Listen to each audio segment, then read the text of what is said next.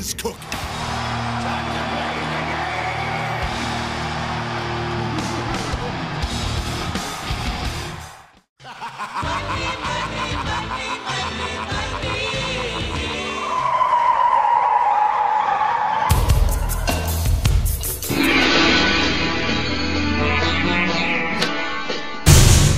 Hey guys and girls, welcome back to my channel.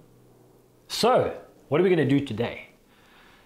We're going to do another photographic tutorial, and I'm going to show you how to build a simple set of whatever it is you want to do, but today I've chosen WW wrestling.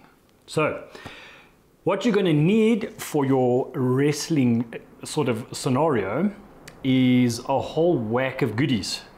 Now what I've done, sorry, I'm just going through my list here to give you an idea of what I'm trying to reference, if it will work. All right, cool. So up on screen now, what you're going to need is a ball of yarn, possibly even string, whatever you prefer, and that's going to help you tie up your little ropes around the ring. You're going to need some black wasted or even whatever cloth that you're going to align around your arena bottom. You're going to need some sparklers if you want to sparkle it all up. That's just an add-on accessory if need be. A cutting tool, so that'll allow you to chop your PVC pipes that you're going to need, which you will see over here. So PVC piping, just most people have lying around at home, nice and simple. Cut them up, make nice pillars, off you go. You'll see here that I have used a camping table as my mat. And remember, this is nothing to scale, huh? You're going to need some tape. I used masking tape. You can use duct tape, sellotape, whatever you like. And then, as you'll see here, we have got our lineup. So I've put the table up a raised piece of wood, and then I've now taped my PVC pipes around the edges. Simple, basic set. I did use a lot of press stick because I used press stick to stick down on the mat the black cloth. There you'll see just simple wrapping around of the yarn, easy peasy lemon squeezy, and that's my final result. I did home print some logos, which turned out to be a bit of a sham. They looked pretty crap, but it was cool fun building this little sort of wrestling arena to get some of my Funko Pops in there. And there you'll see you've also got a nice little background. I've just put up some black cloth. That'll just help you with your editing later, so you don't have a heck of a distracting backgrounds to work with. You can use any color you like. Try and keep the color of your backdrop completely opposite or different to the subject you're shooting, and you'll see when we get to the edit why. And of course, there are the 5 WWE Chase wrestling pops that I've used for this particular video. Let's get cracking. Obviously, I'm not going to go into detail on how to set up your lighting on this shoot. Once you've got your basic stage setup and so on, you then have a better idea of where you can position lights. You can do it outdoors in natural light if need be. I chose to shoot at a darker scenario primarily because most wrestling takes place indoors and under artificial lighting, and that's the reason I've gone that route. Let's kick into the edit. We are ready for the edit. All right, first of all, you're going to open up your Photoshop and you're going to pull in all your images and things. Now, before you get started, I would suggest go online, download other images you want to use in your backgrounds and so on, and you'll see why now. Okay, this was the first one I did take. I used some sparklers on top and it came out pretty cool, but I wasn't entirely impressed. I mean, I can go into this and really edit the crap out of it, get rid of that stupid home printed logo, which looks terrible after the fact, but that for me will be easy to get rid of. But I didn't really like this image, so I then moved on to this one, which I'd shot with some vape smoke. Again, it came out pretty cool, but it doesn't necessarily highlight where they are, what they're doing. You know, it doesn't give any sense of location. I then took this shot. Now remember, when you do shoot scenes like this, for example, try always get the same shot without any backgrounds in, as far as things like smoke and effects. The reason being is that when you get to your final image like that, I'm going to now fully superimpose a background here and a foreground. So I'm going to get rid of my background. I'm going to insert a crowd in there, and then I'm going to put a WWE or a Raw logo or something on the foreground. So the easiest way to do that is on the left hand side here, you've got your magic wand tool. You want to select that. But before we go anywhere, I want to deselect my background lock because I want to open this image for full editing. So we'll go ahead and do that. Now all you do with the magic wand tool is, all it does is when you click an area, that color and any surrounding colors within a certain tolerance that you'll see I'm circling here, it will highlight as well. So this is pretty straightforward. It's a plain black background. So if I click on it, everything is all hunky-dory. Biggest problem though, when you zoom in, you'll find that if there's a close enough relation to a black background, it's going to go over that piece. Now I don't want to lose that detail. So for me to now manually manipulate or select areas, we're going to go down to our brush tool, and then we're going down to our mask tool right at the bottom. When you click on the mask tool, it highlights everything in red. So what will happen is when I paint, it will get rid of those highlighted red areas that I didn't want it to touch. Okay, so all I'm doing is I'm just deselecting now. If you find that when you paint, it's actually painting a mask, hit your X button and just go over it again and get rid of it. Alright, so what I've done here now is just basically bring his head back into the picture. Doesn't have to be absolutely perfect. Remember, this is just for fun. And now holding down my space bar, I'm going to drag my image because I know the rock has pretty much lost his whole head. So we'll do the same for any parts that have overlapped in the image. That's definitely overlapped. Okay, like I said, we're not going to feather this to absolute perfection. But there we go. So the rock has completely lost his whole pip. Alright, so what I'm going to do is I'm just going to essentially drag where I think the rock's head should be. Now, unfortunately, with my background, I wasn't particularly clever using the rock in this image because his hair matches the background. So it makes it a little more difficult to sort of get rid of it.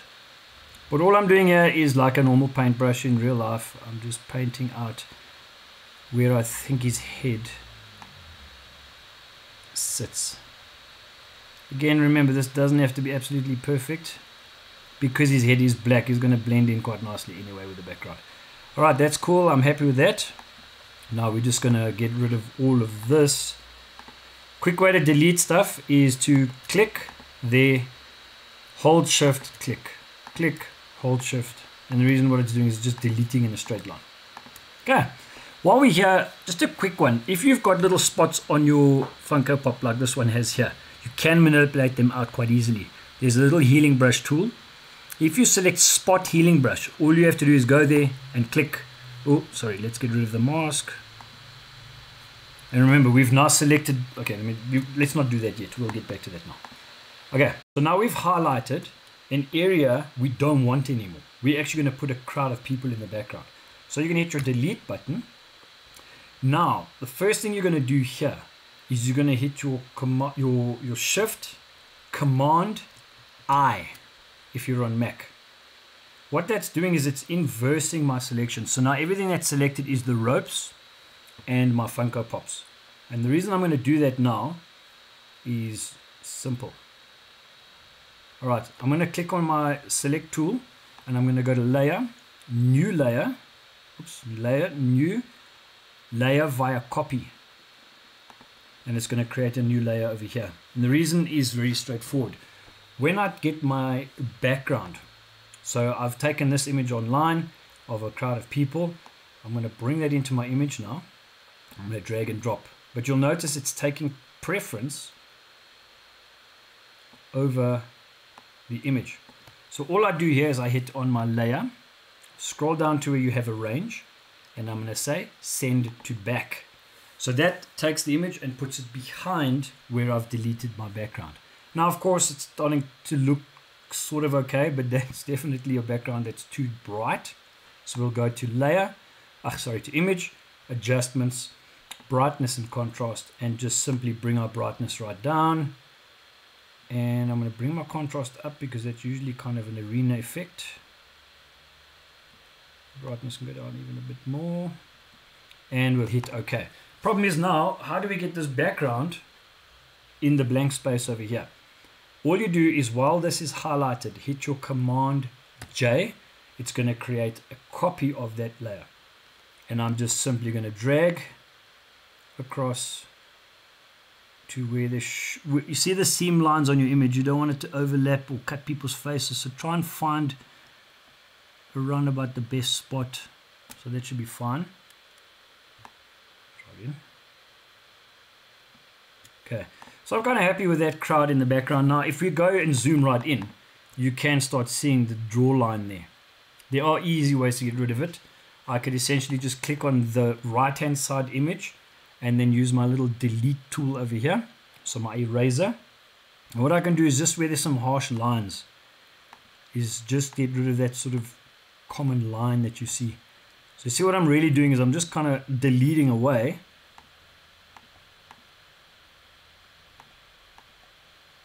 So it doesn't look too obvious what we've done here. Alright, so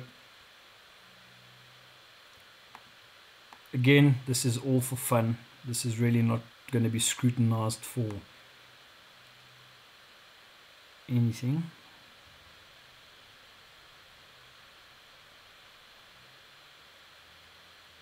Alright, so I'm pretty happy with that, because that kind of now gets rid of all those lines. We'll do that, and I'm just going to zoom back out. Alright, so what we've essentially done now is we've put a crowd into our image. Yes, we can go nitpicking on the duplication of this guy and this guy here, but you know what, really, I'm not going to manipulate more people into the image. It's pretty easy to do. You've seen how to kind of duplicate stuff. But now the thing is, I want to put in a foreground. So I've downloaded a cool little WWE Raw logo. So what I'm going to do with this is I'm essentially going to just drag it into my image, let it go, and it's now a new layer. But now this is obviously going to the background, so we're going to go from layer, arrange, bring to front. Now it's very big, so I want to get that smaller. So I'm just going to click on this box, and while holding down, make it a bit smaller. I'm going to be quite happy with that size. Okay, hit enter to keep it that size. Now I'm going to bring it to the center of my image, to round about there. But what you'll now notice, it doesn't look real because the perspective is wrong. That's very simple and easy to fix. So you go straight up to edit, all the way down to transform, and we want skew. Now what you'll do is just click on this little bounding box on the bottom right and just drag it to the side to wherever you're comfortable with the perspective warping, so to speak, and we'll do the same there. I'm going to go actually a bit more, give it a bit more depth. And when you're happy with that distortion correction, hit enter. Done. It's still a bit too small for me, so I'm just going to drag this a bit bigger. I'm cool if it sits out of the picture. And we'll just shift it to where we want it to sit. Cool. So I'm happy there. Alright, now we're going to go back to our initial original image, which is layer 1. Layer 0 is behind it, so we're going to click layer 1. I just want to brighten up the images a bit. So we'll go up to our adjustments quickly, brightness and contrast, and I just want to give my characters a bit of punch. So it kind of looks like they really are on stage under the spotlight. Okay, so I'm happy with that now. We'll say okay. Now we're going to go back in and zoom in on the characters. This is when you get, if you want to get nitpicky about detail. Okay, so you'll notice we've got little spots. Not the end of the world. We've got our little healing brush, which we'll click, and it'll just basically render around, eliminating any funny spots. So this is just cleaning up your image nicely. Okay, we've got lots of funny spots on him.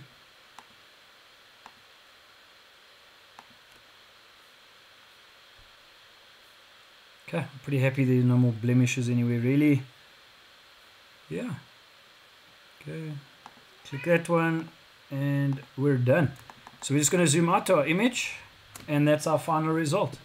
So from here you would simply just go to your file, save as, wherever you want to save it to, call it whatever you want, and you're good to go. If you find that the raw is a bit too bright, we can just click on that image using the same adjustments we did with the others, and I'm just going to bring that one down a bit. It does look a bit too unrealistic. and I want my Funkos to be the main source of where your eye sees. And that's it, guys. Again, another tutorial. If you guys do decide to do anything like this, please let me know. I want to see what they look like. You don't have to be an absolute expert, but this is the kind of result that you can get just by fooling around a bit. So I hope you enjoyed the video. Click like, click subscribe, and we will see you guys. Sorry, my symmetry just kicked in. My OCD just hit me in the head. Yeah, stay safe, and we'll see you on the next video, guys. Thanks very much for watching. Bye-bye.